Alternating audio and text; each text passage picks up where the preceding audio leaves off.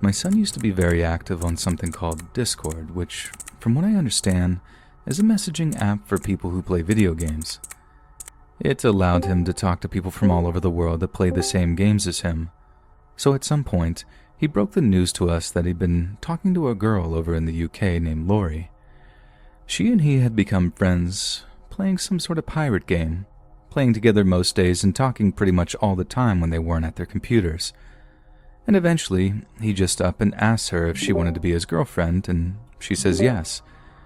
It was definitely a new concept for someone like me who grew up at a time when cell phones weren't even a thing, but I understand that we live in the digital age where new methods of dating are coming to the fore, so I just tried to be happy for him, as any mom should when their kid gets their first girlfriend or boyfriend. Plus, with an entire ocean between them, it's not like I have to worry about them getting accidentally pregnant or something. However, one Sunday afternoon, my son emerges from his boy cave for what seemed like the first time in days, walks into the TV room where me and my husband are sat, and with a very concerned look on his face. We asked him what the matter was, and he just kind of shrugs, tells us everything is cool, and then just kind of wanders out again. So as you can imagine, me and my husband give each other a look as if to be like, what was that about? My husband gets up, follows our son into the living room before gently prodding him about anything that might be bothering him. From what he told me, our kid was just doing that typical boyish thing of pretending that everything was fine, but in a way that tells us that he's obviously upset about something. My husband then told me he asked after Lori, with our son responding in almost a visceral way of like, why are you always in my business, blah blah blah.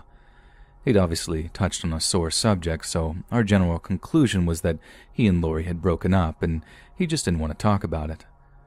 We weren't about to press him on it, so we kind of just left him to it to get over and move on to someone new. But over the next month or so, our son seemed to get increasingly depressed. He'd spend more and more time up in his room, only ever coming out to go to school or eat dinner and then just retreating back to his little boy cave.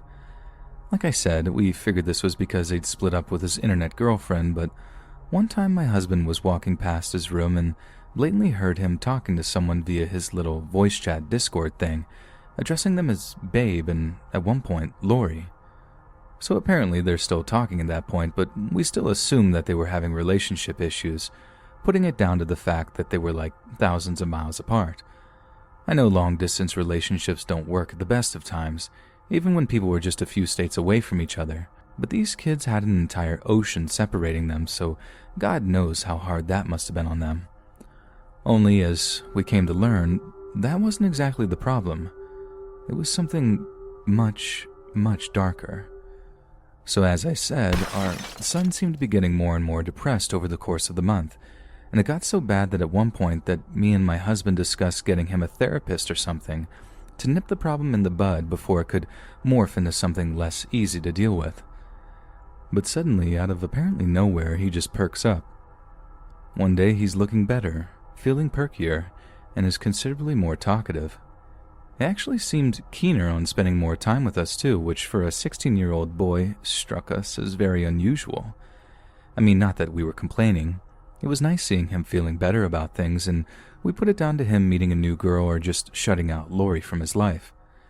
This kind of sunny behavior carries on for like a week or so until one Saturday, when after coming down for breakfast, we don't see or hear from him for the rest of the day. Late in the afternoon, my husband goes up into his room, knocks on the door, and asks our son if everything is okay. He comes back down into the TV room, tells me there was no reply after knocking, then asks me if I'd seen him leave the house at all during the day. I tell him no, that if he had gone over to a friend's house or whatever, that he certainly hadn't let me know. Then my husband just kind of shrugs, tells me he has a headache, then walks off to the downstairs bathroom to get an aspirin from the medicine cabinet. Next thing I know, I can hear him springing down the hallway and up the stairs, his feet like boom, boom, boom as he rushed up to our son's room.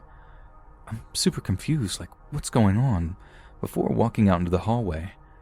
From where I'm standing, I can actually see into the downstairs bathroom, and what I see makes my blood run cold.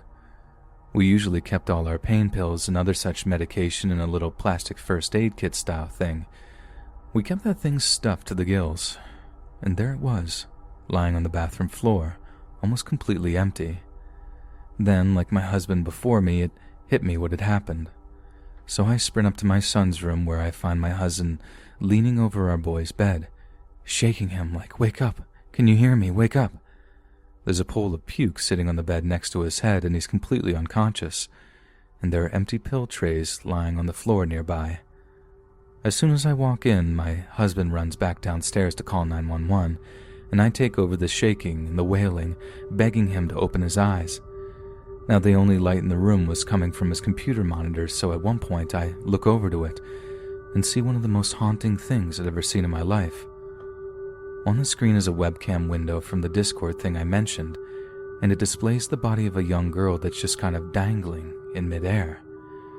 It took me a second to realize what I was looking at, but when I did, I almost screamed the house down.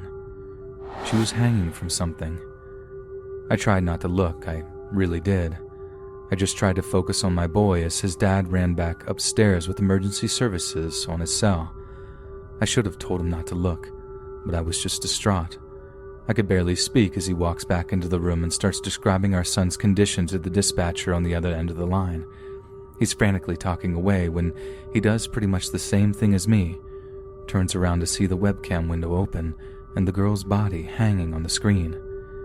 He just froze and stops talking, long enough for me to be able to hear the dispatcher say, "Sir, are you there, sir?" At which point he snaps out of his daze and carries on talking to the person on the other end. It was he that then had the same presence of mind to turn off the computer, all the while giving the EMTs her home address and begging them to arrive as quickly as possible. Our son was taken to the hospital where he promptly has his stomach pumped. We stayed all night, waiting in the visitors area, and when a doctor finally approached us with an update on our son's condition, I found my heart racing as I prepared for the worst. But thankfully, we'd gotten him to the hospital just in time. He survived, barely, but the same couldn't be said for the girl on the computer screen, who we assumed was this Lori girl he'd been in the long-distance relationship with. When our son woke up and saw us in the hospital room, he burst into tears. He apologized over and over again, and we all just cried it out together. He then proceeded to spill his guts to us about what had happened, and I honestly couldn't believe my ears. It turned out that they'd formed a kind of pact together just the week before, right around the same time he seemed to have perked up and gotten out of the funk he was in. Apparently, that was what did it. That she and he had figured out a way to escape the pain they were suffering, and that the revelation had been some kind of boost to him, as morbidly insane as that sounds. We went ahead with booking him into therapy, and he's doing much, much better now. We don't monitor his online activities as he figured he'd just find a way to subvert us, but we definitely don't allow him to have a computer in his bedroom anymore.